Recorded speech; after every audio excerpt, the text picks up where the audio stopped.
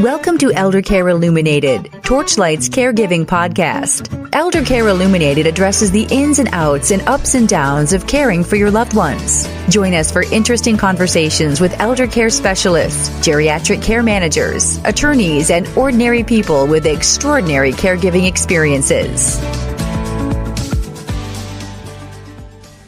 Welcome to today's episode of Eldercare Illuminated, brought to you by Torchlight. I'm your host, Lenore Tracey, and today we're going to be talking with Cathy Sikorski, elder law attorney, advocate, and humorist. Cathy, that is a great combination.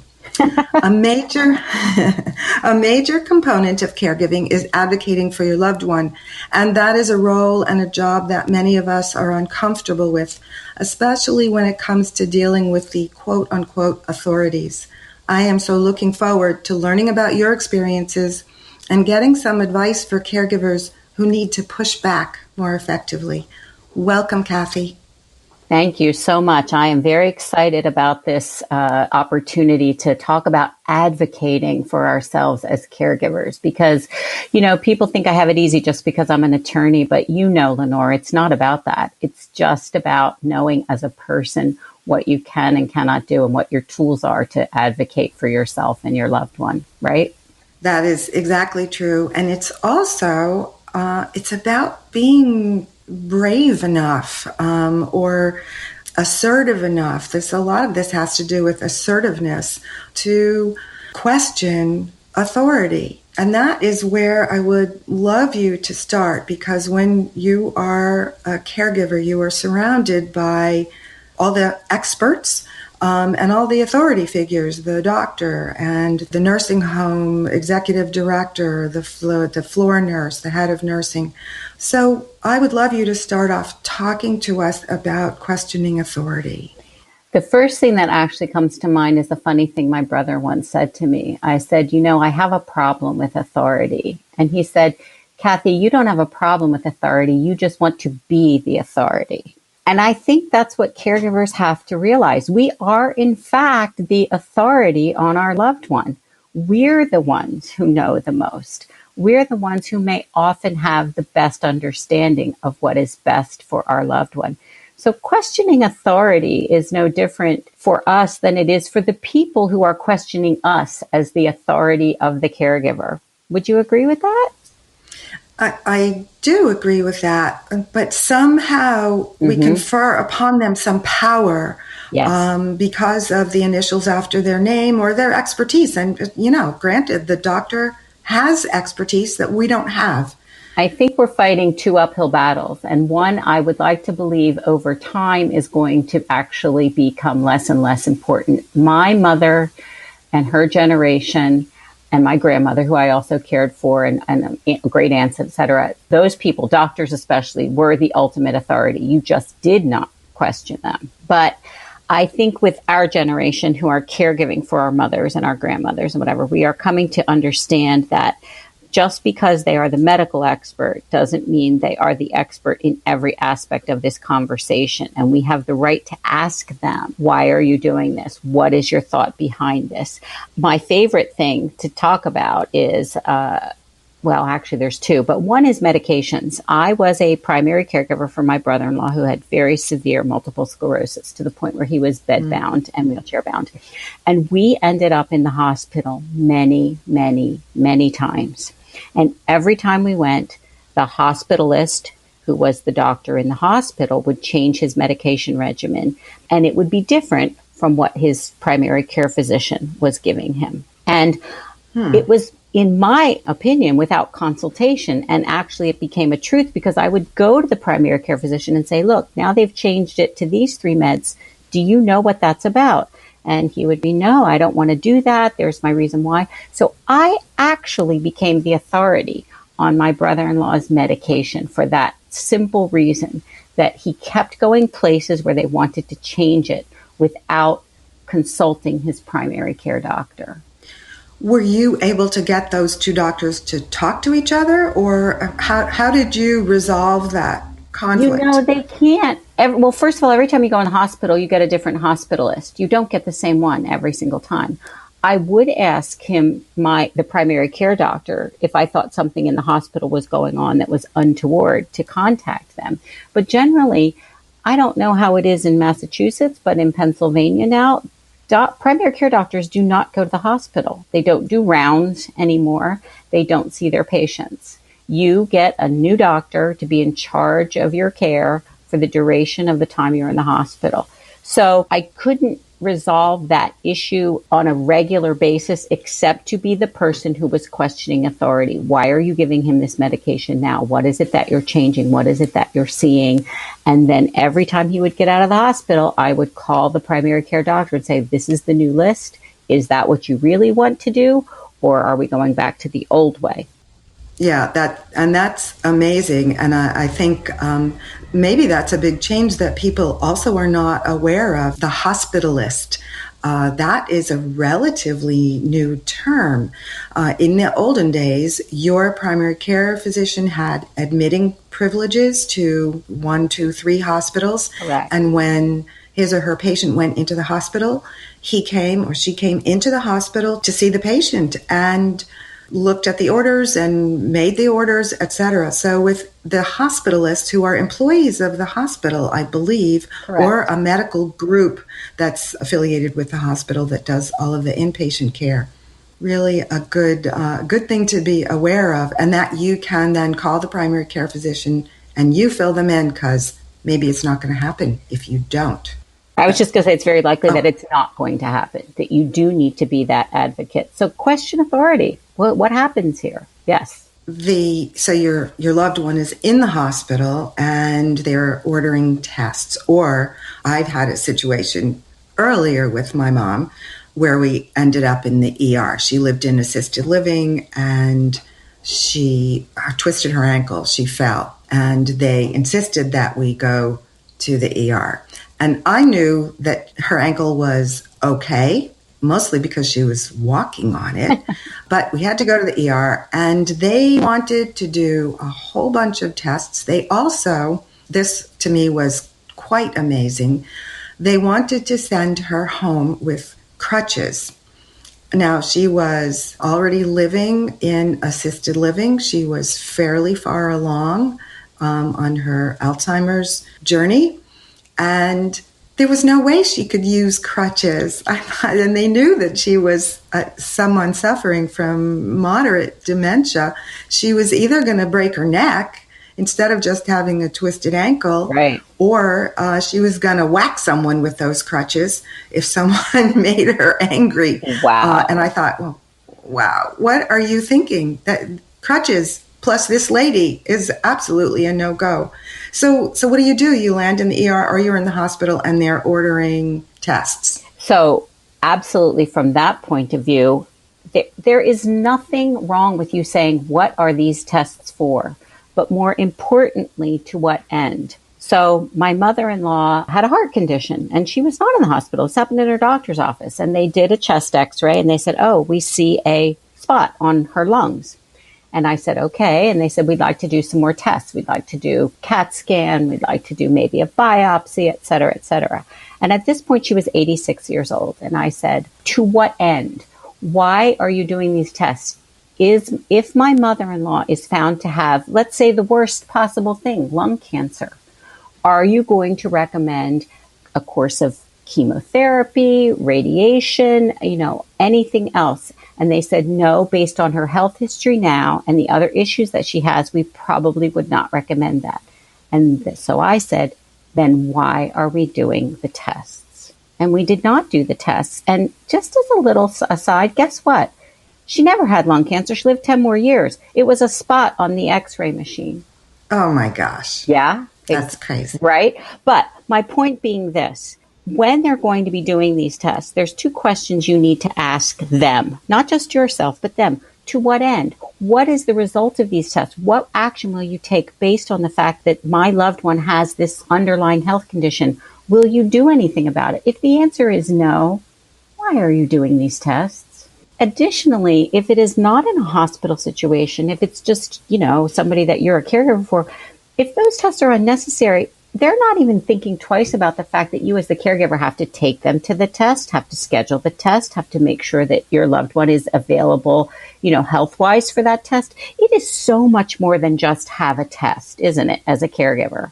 It is. And think about all the tests that require a prep for them. Either, any of the GI tests where you would have to not have them eat or perhaps take something to clean out the intestinal system. Like, wow, if you're not going to be acting on the information, why are you doing the test? What kind of reactions did you get when you asked these questions? Okay. Yes, that's very good. I mean, the heart doctor was not happy with me. He said, well, it's good to know. And I said, why? And to be truthful, Lenore, he did not have an answer for me. And I said, if you are telling me you will not do anything that in the worst case scenario would change the status of where we are today, what would be the point? And so he said, okay. What else was he going to say? And my mother-in-law was in the room, and she was quite lucid. We weren't hiding anything from her. She agreed with me that she did not want to put herself through any kind of additional testing craziness in the hospital when there would be no point in the end. I think that is something that people need to practice. Yes. They really do. They need to ask questions. And I often tell people that it's a good idea to bring someone else with you. Sometimes that for a little moral support makes a difference. Yes. Definitely have a pen, a pencil, piece of paper. Yes. And don't be afraid to ask questions. It takes some getting used to, though, especially if you have, you've been brought up with that attitude. You do what you're told. And your loved one definitely is more likely to. When my mom first moved into assisted living, that was in 2011. She moved into assisted living, and as we were getting all the rules and regulations, one of the rules was that residents couldn't wear blue jeans. That made me bust into laughter. Like, that is not going to work with the generations to come, right. People. What are you talking about? And my mom wore blue jeans, and sweatpants, well into her 80s. So please. And I think that I hope that the people who live in that assisted living facility have staged an enormous rebellion to support blue jeans. They had that same rule with my brother-in-law, and of course he was in a wheelchair. He was going to wear sweatpants or pants that were comfortable, certainly not khakis, right? Yes, no fancy slacks and a jacket at dinner. Exactly. Really, you just got over it. But the thing I like to compare this to, I did a keynote speech last year, and the thing that I like to compare this questioning authority to is the cable company. There isn't one person who hasn't argued with their cable company, and who, in fact, on certain days may hate their cable company because, their channels are out or their internet is down or whatever. And they have no problem picking up that phone and saying, wait a minute, I am paying for this. You need to fix it. Just think of everyone in the medical field as the cable company. That is awesome. Thank you. Advice. I love that. Yes, we don't just hate our cable companies occasionally. I'm sure we all hate them all the time.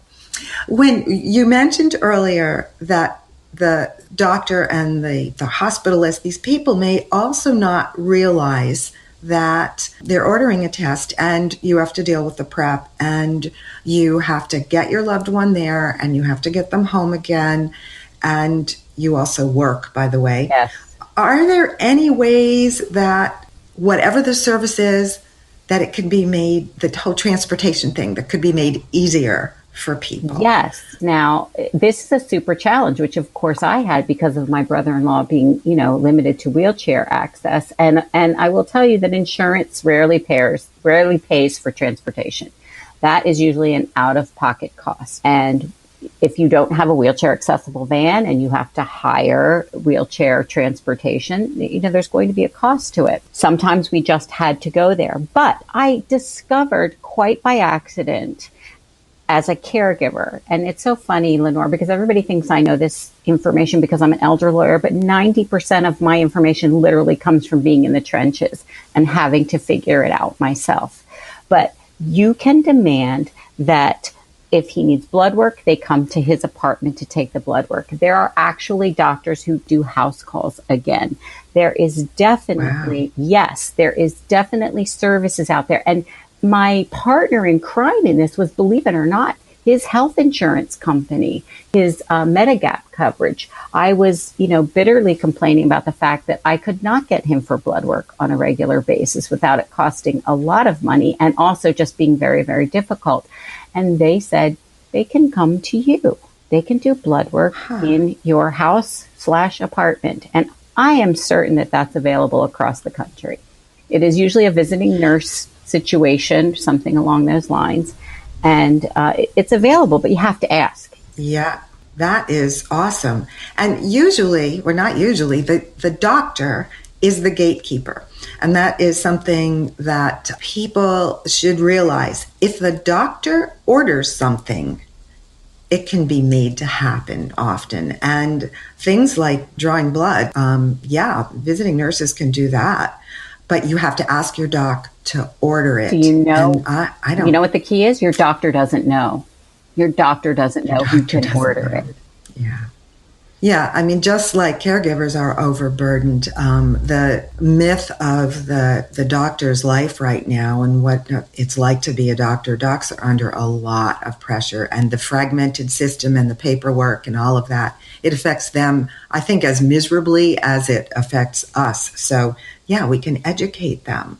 When you were talking about the cable company and thinking about the doctor's office like the cable company, I think that's also going to be great advice for people about the insurance company and the whole billing explanation of benefits. Does Medicare cover, and then the supplemental insurance, and sometimes people have additional insurers engaged, and there's the whole coordination of benefits. I know when I took care of my grandmother and then my mom, you get all these papers, and I was brought up in like, you get the bill, you pay the bill. You pay it that day.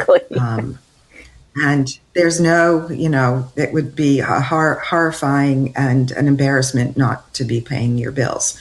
So what do they do with all this paper? And if you are lucky enough to be handling their finances and paying the bills or helping them untangle things, any advice about that side of the medical world? Again, this is an advocate's job, because you're going to get bills. Sometimes you're going to get bills that your loved one paid, and you realize that they shouldn't have paid. So you have to go back and try and get that money back for them. But let's talk about what those bills look like, first of all. We all get those beautiful pieces of paper that say, this is not a bill, right? Everybody thinks it's a bill. Even though it says this is not a bill, they still think it's a bill.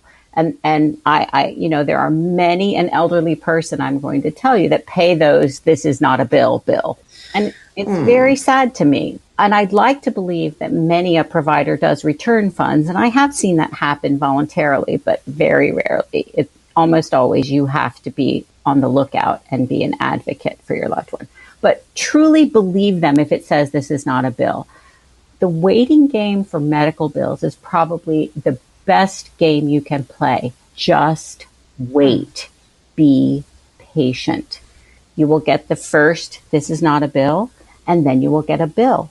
But that does not mean it's been processed fully. It just means that their billing cycle started and you were there. It does not mean that it's gone through Medicare. It doesn't mean it's gone through your Medigap coverage if you have a policy on top of your Medicare, which many people do. And many times they will tell you, I've had that conversation with insurance companies at least 3 times where I've given them the Medigap information for my Aetna policy or whatever policy was on top of the Medicare. And they say, oh, no, we never got that. And they just didn't bill it. I tell the story in my book about how my brother-in-law's bill went from $5,000 over a year and some months to $0. All because it hadn't actually been processed and they were just sending out bills? First it was $5,000, then it was $4,000, then it was $1,500, then it was $500, then it was $500, then it was $500 again. And every time I got the bill, I called and said, please tell me this has been processed properly through all insurance. And every time they either said, no, it wasn't sent at all, or yes, it was, but it was still pending. But the bill never said it was pending. The bill said I had a bill. Right. It never tells you it's pending. So if it in any way looks suspicious to you, and quite frankly, if you have Medicare plus a Medigap coverage, it is likely that your bills should not be very high. That isn't true in every respect, but if you have good insurance, it is very likely in a Medicare situation, which most caregivers are in, that, their person has Medicare. Yeah. And if they have Medigap on top of that, you should probably not be paying very expensive medical bills. So question the billing and just wait. I think that advice to wait is really, really key. And I think for caregivers, this is going to be true for you also. So I think this advice is good for everyone. Even, you're a working person and you have great insurance. I recently got a bill from my physical that I had, and they were billing me for the copay. I said, oh, no, wait a minute. My insurance, I don't pay a copay for the annual physical. Well, they billed it out wrong. Like, okay, I'm sorry. You'll need to figure this out and bill it out properly. But I did end up, because I was certainly in the enraged at the cable company mode after a couple of these bills came through, and saying, I'm not paying this. You can keep sending me this bill for $25 for my annual physical, but I'm not paying it. I'm not paying it today, and I'm not paying it tomorrow. So guys, get your act together and bill it out properly to the insurance company. I love that. And I know that caregivers are exhausted by so many other aspects of what they're doing. I certainly understand that completely. And sometimes you have to give up the ghost. But truthfully, these funds are critically important to your caregiving for whatever reason. And so if you can watch over them diligently and just not let go of the money so quickly, let them wait for you. Trust me. I think that you will keep more in your coffers, which is more important for you than it is for that medical provider. Sorry, that's how I feel. And I think when you call customer service, I frequently say, look, if I sound angry or upset, I'm not angry or upset with you, customer service person. I'm just frustrated with the system. So please don't take my tone of voice or what I'm saying as anything personal. We just need to sort this out. And, I'll say that to them. And because I do sound frustrated, I think I sound frustrated right now talking to you about it, because it's a ridiculous system and it doesn't have to be this way. But that is story. Perfect. Every intro should start out that way. Look, I am very upset and frustrated. Yeah. I know this is not your doing. I know you're not even in charge of what's going to happen here, except for the fact that you can help me. And I always start out with, I need help. Can you help? That's great, because I think that people respond to that. Yes. I need help. It changes the tone right away. Yeah, that's a good idea. I will take that as advice for myself. You've mentioned Medicare a lot, and most caregivers are dealing with a Medicare situation. I have a couple things I want to ask you about. One of them, and maybe you will get to that later, is the whole observation versus being admitted to the hospital.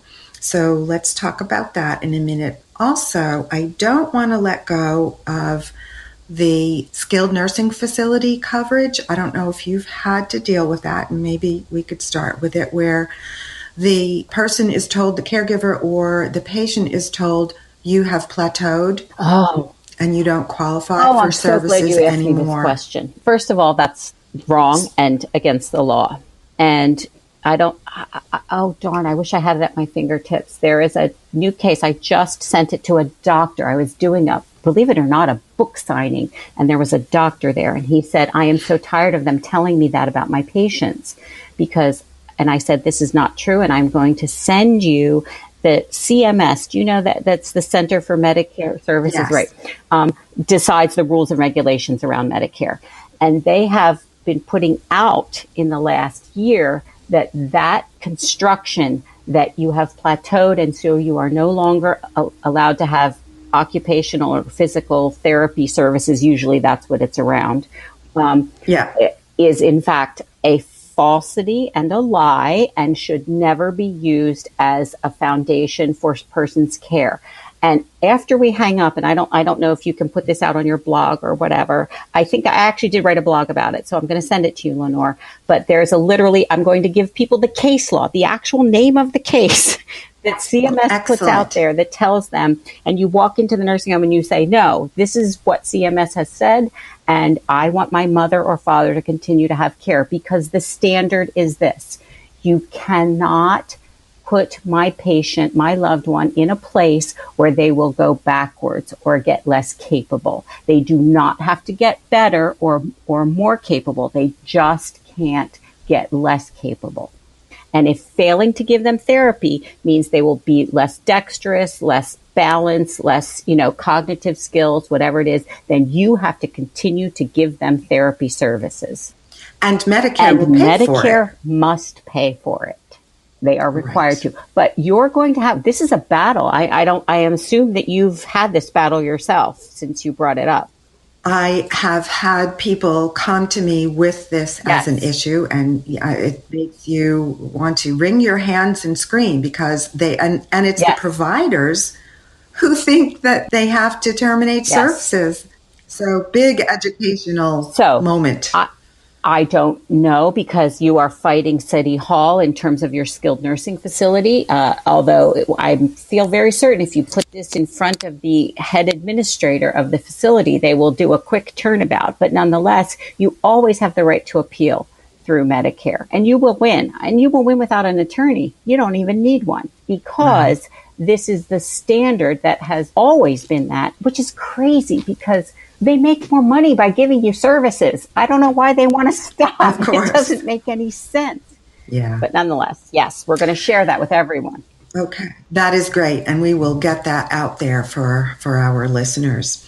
So that is a giant thing, this whole plateaued myth. But tell us about the observation versus admission. And I think this is something people really need to understand. They really do. Last year, again, CMS, Center for Medicare Services, came out with a form called the MOON form, MOON, like a full moon.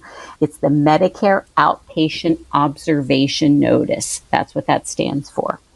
And I'm sure you've all heard war stories about people being in the hospital, usually through the emergency room, where they tell you, you are not admitted, you are only under observation. And until we decide what's wrong with you, we're going to continue to keep you under observation, and we may or may not admit you. The problem with this is, well, number one, if you are under observation, you can end up having thousands of dollars in unexpected medical bills that will have to come out of your pocket because Part B Medicare will not pay for those services. It's not a big deal if you're only there 24 hours. When you start getting into the 36, 48, 72 hours, then you're going to have a problem because now you have thousands of dollars that not only will Medicare not pay for, but if you have a Medigap coverage, a coverage over top of Medicare, they won't pay either because if Medicare doesn't pay, they don't pay. So what do you do? First of all, you try not to be under observation. If you are concerned that your loved one is really very, very ill, that this isn't just like your mom with, the sprained ankle and you thought she was fine and you probably went home in a few hours, that's fine. Who cares? You're under observation. You're not staying. You're leaving. But if you're very concerned and there are a myriad of tests that you're hoping they do, for instance, my brother-in-law, this would happen a lot because he would get urinary tract infections, UTIs, that would send him into a very dark place. He would get very, very ill. He would get in a rage. He would act like he had dementia. None of those things did he have, but urinary tract infections are pretty insidious. And so it would take days to get him on IV antibiotics to get him back to normal. So I knew they couldn't send him home. And I did not want him under observation. So the first thing you do is you refuse to sign the form. Just don't sign it. Don't sign the form when they shove it under your face and say your patient is under observation. No, I don't. I want to know what's really wrong with him, and I want to know if he's going home before I will sign that. You can sign it when you're walking out the door 5 hours later if you're happy with it, but don't sign it when they shove it under your nose. You wait and see. Again, wait. Number two, if you are very, very concerned that your loved one is going to be there for some time and he's not going to get the care that he needs under observation, that you do believe he should be admitted, talk to the doctor in the emergency room, not the nurse, not the technician, the doctor in charge of your patient, and explain to them that you are very concerned about this person and you do not think that they're going to be sent home anytime soon, and you do not want him on observation status. Number 3, you can call your loved one's primary care physician to go to bat for you with the emergency room doctor. And they know your patient. That's where you're really going to get some credibility, because your primary care doctor knows your patient, and they will have some credibility with that ER doctor. Number 4, you can ultimately, even if they've refused to take you off observation, is appeal through Medicare, again, as a, that he should never have been in observation if you get this big, huge bill because he's been there 3 days and they never took him off observation. But the other side of this coin is, in order to get into a skilled nursing facility for rehabilitation, caregivers know that your loved one has to be admitted to the hospital for 3 full nights. And if they're keeping them under observation for, say, 2 days, and then they only admit them for 2 days, and then they go to rehab, you are not eligible to get that 100 days of Medicare to pay for rehab. Now you have a nursing home bill, which can be upwards of $10,000 or $12,000 a month.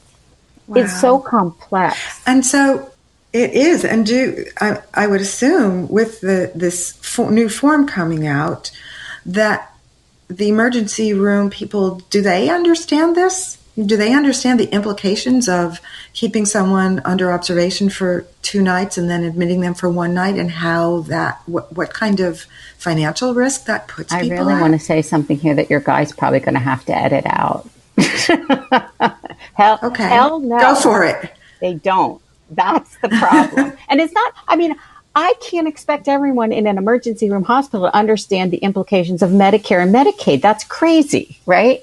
I don't expect that at all. Yeah. So this is where we as caregivers, A, have to be educated, and B, have to be advocates. We have to go to the wall for our loved ones, because we cannot afford not to. So once again, you've got to be really assertive. I need to talk to the doctor. He's in with another patient. Well, then please let him know I need to talk to him. You've just got to be the squeaky wheel. And for some people, that is a hard thing to do. So again, I would say, just look at it this way. Just say, I need help. I've learned this thing. It frightens me. I just need to talk to somebody that can help me. And I think the only person who can help me is the doctor. Yeah, that might be a good approach for a lot of people. And then the primary care physician, that to get them on your side and to get them involved in the ER. But I think it's very important for people to understand this observation versus admission thing. If the patient and the caregiver don't get that, if the caregiver doesn't get that, and the medical providers at the ER don't get it and the hospital don't get it, good grief. I think primary care doctors are on our side. I really, really do. I love my primaries, and I've seen many of them with all my caregiving, and I believe that they're on our side. And I believe that, in fact, they are often uneducated. And truthfully, I had this personal experience last week when one of my clients, who just happens to also be a relative, called me and said, my dad is in observation, and you told me not to do that. And I said, let's talk about it. And I said, you need to call his doctor. This is the reason why. This is the plan. He's got issues that are bigger than just what we're looking at. And she called me back later and said, thank God the primary care called in and he is staying for the weekend. He really needs help. Yes. That's awesome advice. People are so going to benefit. And by the way, you don't this. Have to edit that out, Lenore. I'm okay if people hear me say that. Most people, and certainly caregivers, have heard right, exactly. way worse. We've said worse, and we've heard worse. So you've got your loved one is in the ER, then they're admitted, then maybe they're going to go to rehab, or maybe they're going to come home with you. What is the expectation for what your loved one is going to look like when they come home, and what you have to cope with? I know we talked about this earlier when we were planning this podcast, and it reminded me that my husband had a procedure, and he was sent home with an indwelling catheter that they expected me to remove 24 hours later. And they were teaching me how. Isn't that crazy? And giving me the syringes and the tools and the... Really? And did you do it? May I ask? May I be so bold as to ask? I did do it. I did do it, but I'm that person who would do it. However, was that really a good idea? I mean, how well did they know me? I have lots and lots of skills, and I've worked in the medical arena for many, many years. But was that really a good idea? I'm not so sure. So my brother-in-law had a heart transplant 15 years ago. He's doing well. It's amazing. I know, right? Oh my It's God. amazing. It's amazing. We are so happy. But when he was in the hospital for, maybe almost a year waiting for a heart. He got a heart. They sent him home, I believe, 2 or 3 weeks later. In the hospital for a year, sent home 2 or 3 weeks with a brand new heart, and expected my sister, his wife, to do certain medical procedures. And she refused. And she tried, but she just couldn't do it. And, let's be honest, Lenore, everyone is not even mentally capable of handling medical procedures. It's just not our ilk. Yes. And that's okay. That is for sure. Some people, turn green when they walk into the hospital. You don't want to be asking them to clean a pressure sore, perhaps. Because I became the primary caregiver for my brother-in-law, which now, after doing many women, my mother-in-law, my aunt, 2 great aunts, my own mother, I had done a lot of caregiving for women. I have 2 daughters as well. So, yeah, that was fine. But then it became my brother-in-law. And he's not my brother or my father. He's my brother-in-law. It started to get far too intimate for my liking, if you want to know the truth. And probably for his too, to be honest with you. I will tell you, there was a lot of laughter. We did roll with it as much as we could. But you haven't lived until you've had to decide if your brother-in-law needs a Texas catheter, which I don't know if your audience knows what that is, but it's an external catheter that's like a condom. And I had to decide, should I buy small, medium, or large? Right, exactly. Oh, good God. And of course, we know every man is going to say, I need large. But see, that could cause a problem because you don't want them to come off. Because then you have a whole other issue. So, that being said, when they started to ask me to do things like that and also I just refused. I said, I want visiting nurses to do this. And this is where I would call, believe it or not, the insurance company. I would do what you suggested earlier, which is ask my doctor to please, order visiting nurses. But I would also call the insurance company and say, now, I will admit that the one leg up I had is that I did not live with my brother-in-law. And so because I wasn't his spouse, they didn't expect me, or I told them I'm not coming to his apartment, 5 times a day to do this medical thing that you want me to do. I don't live with him and I am not required to do it. But again, I think we have the power to say no. I cannot do that. I'm uncomfortable with it. I am not doing a medical procedure. I am not trained and I will not do it. Get a visiting nurse, because you have that as part of your insurance coverage. You just have to demand it. And once again, it comes down to being brave and saying no, or asking questions, or saying, I can't do that, or I'm not willing to do that, or if I do that, I'm putting my loved one at risk. So let's have a professional. And I think people think they can't say no, but I'm here to tell you that you can. I think that is also something that our listeners need to take home with them. You can say, no, I can't do that, or I won't do that.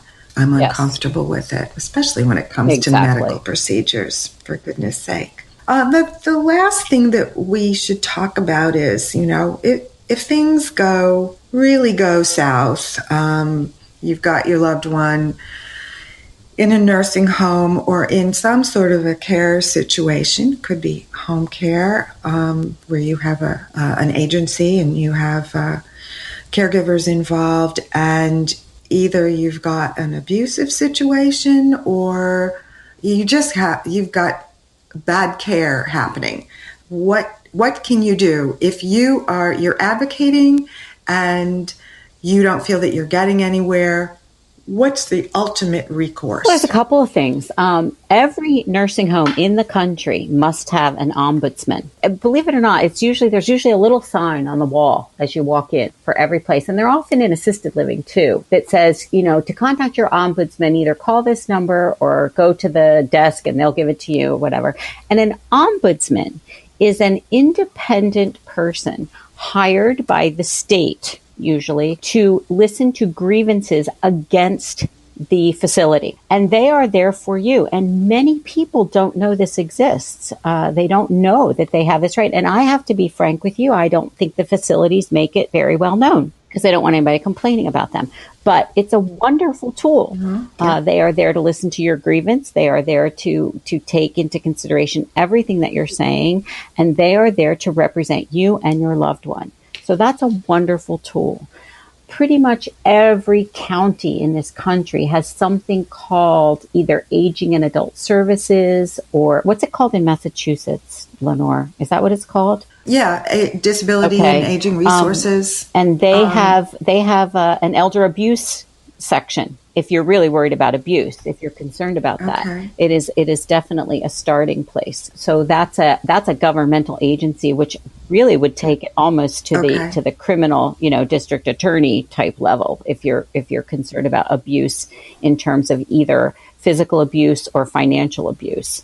Ombudsman is so great. Again, if you're worried about physical abuse, but even if you complain that you've told them 1,000 times your mother doesn't want to eat whatever or doesn't drink coffee and they keep insisting that she have coffee. It's as simple as that. If you have a valid complaint where your loved one is not being treated kindly or fairly and you believe it is not being addressed and you have tried, go to the ombudsman. That person is there for you. Okay. And you always have that. And ultimately, if you have a real problem that is not so much about abuse or care, but I am dealing right now with the veterans who I love. They do wonderful things, but sometimes they get it wrong. I have enlisted the aid of my congressman, and he is doing fine and wonderful work to help resolve this problem.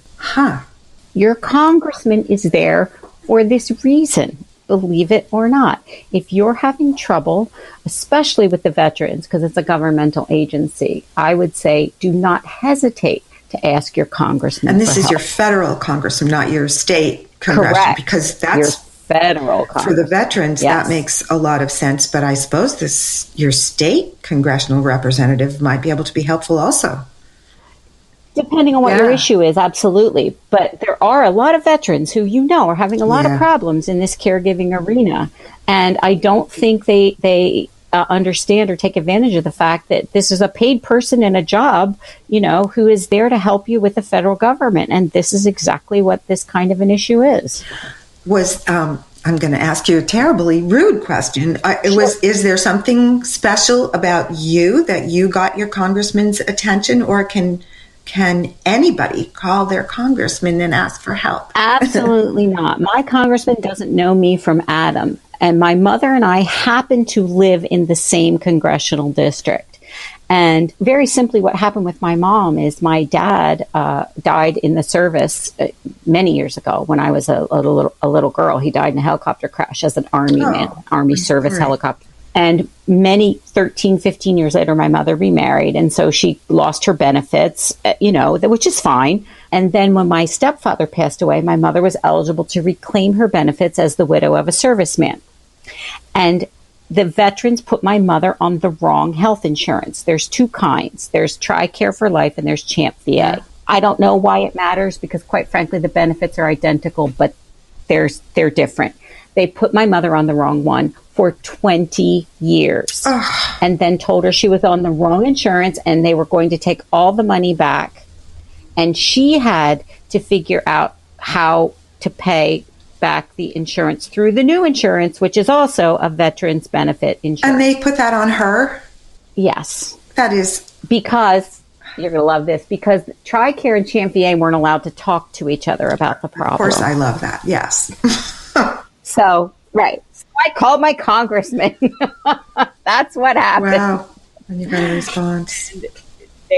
They were extraordinarily helpful. We are down to one little tiny set of bills after 15 years of medical bills that we're fighting about. Wow. And I believe we can get that resolved. But, this is 3 years in the making. And without my congressman, this would have been resolved. It just wouldn't. I needed someone in the federal government to go to someone else in the federal government and say, are you out of your mind?